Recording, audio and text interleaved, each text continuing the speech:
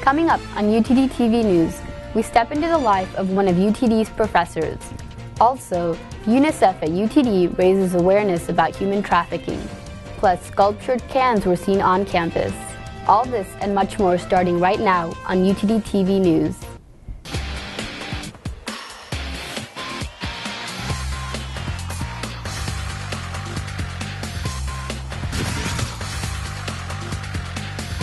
Thanks for tuning in for UTD TV News. I'm Jenna Neeson.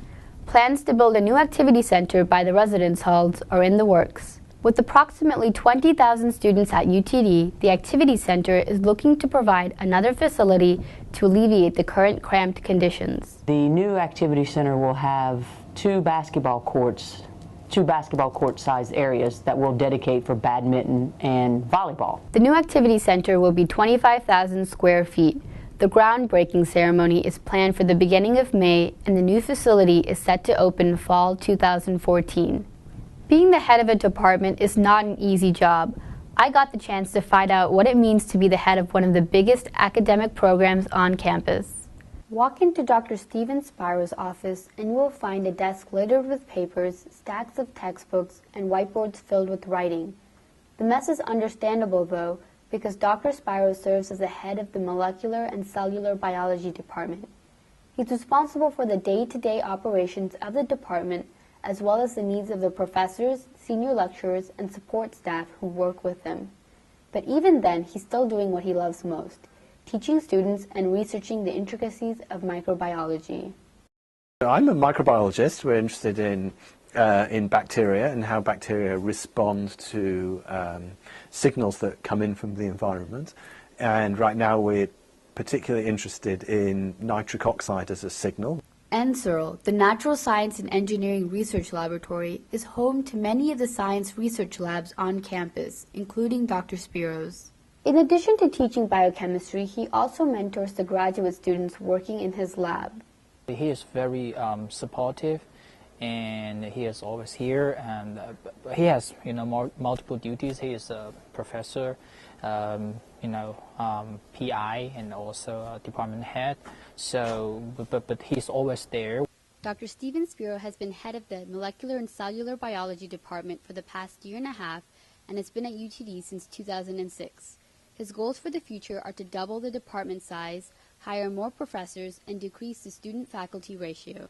But Dr. Spiro isn't all work. He's a family man and loves spending time outdoors with his wife and 2 children. We go camping in California in the redwoods forests, so that's something we all kind of do as a family, as a hobby now, is go camping. Dr. Spiro wears many hats on campus and is actively working to better his department. Reporting for UTD TV News, this is Jenna Neeson. Ride fast and sleek with the UTD Cycling and Triathlon Club. Jonathan Chang reports more on the new team. Founded September 2012, the UTD Cycling and Triathlon team has become one of the fastest growing clubs on campus. Sponsored by Richardson Bike Mart and Zeppelin Cycling Products, the team focuses on many aspects of cycling. This includes cycling races, triathlon, teaching beginners about the sport, and just riding bicycles for fun. And one of our main goals is to help people with that and sort of getting into the sport, providing opportunities if it's equipment or if it's transportation, gas, hotel, whatever it is. We're really trying to help sort of supplement some of the cost. The club participates in competitions all over the state of Texas and even in competitions in neighboring states. As extra motivations to get members and people interested in going to these events and competitions, the cycling club will actually help pay for most of the expenses of the trip. I want the opportunity to be for everybody. Anybody that has an interest in cycling or triathlons or mountain biking or just even rides around campus or going to grab a bite to eat one day a week and then riding back or exploring new trails. To learn more about the cycling and triathlon team, visit utdcycling.com or their Facebook page, facebook.com/utdcycling.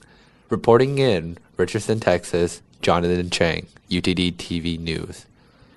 The first One World Festival was held in the Galaxy Rooms.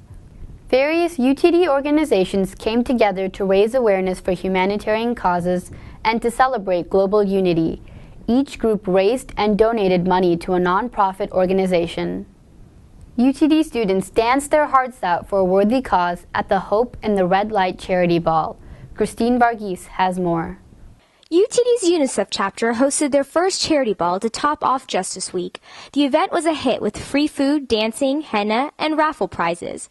More importantly, the event raised money and awareness for a growing problem both domestically and internationally: human trafficking.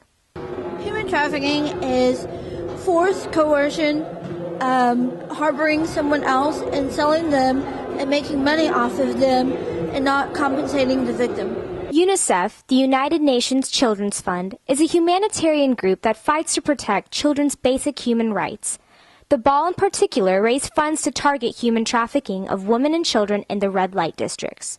Silali Ramirez describes her experience visiting a red light district in Mumbai, India. Which is the name of the red light district there, and there are hundreds upon hundreds of women who are crammed into these really small spaces. So just walking through there, I did feel helpless because I couldn't actually do anything, go out and take a woman out of slavery. I can't do that.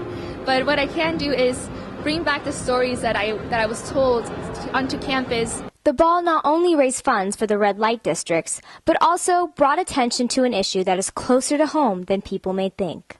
So prevalent in the U.S., and a lot of people, adults even, aren't aware of this. They think that it's a faraway issue in Southeast Asia, in Mexico, in Africa, but Dallas is actually a very hot spot for it, for human trafficking. Chong Kim, a survivor of human trafficking in the U.S., was able to share a part of her own story at the ball and inform students of ways they can help.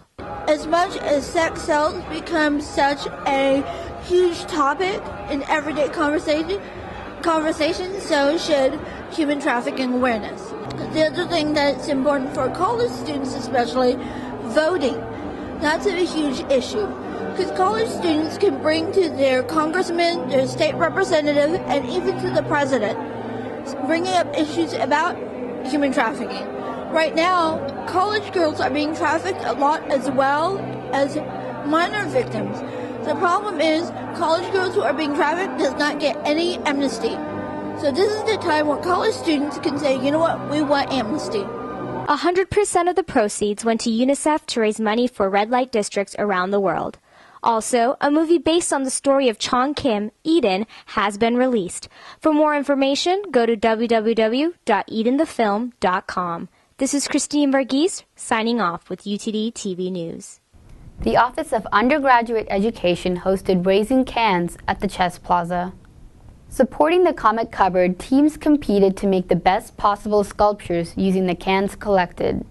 Musicians Network performed at the event. The Comic Cupboard is a UT Dallas food pantry initiative dedicated to helping students in need. Fraternity and Sorority Life held its Greek Week Fair Day at the Plinth. Greek students raised money for their philanthropic causes by selling treats like corn dogs and candy apples, with Radio UTD providing the entertainment. Every year, Greek Week brings Greeks together to bond under a fraternal friendship. With finals just around the corner, here are some great events to help you relax. The Student Union and Activities Advisory Board's Stress Busters will take place from May 7th to May 10th all day in the Student Union. And the Spring Arts Festival by the School of Arts and Humanities will be held through Saturday, May 11th.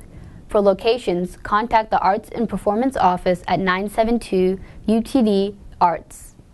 That's all the time we have for this newscast. For all the latest happenings and news about UTD, be sure to check out our website and Facebook page. Until next time, keep it cool, Comets.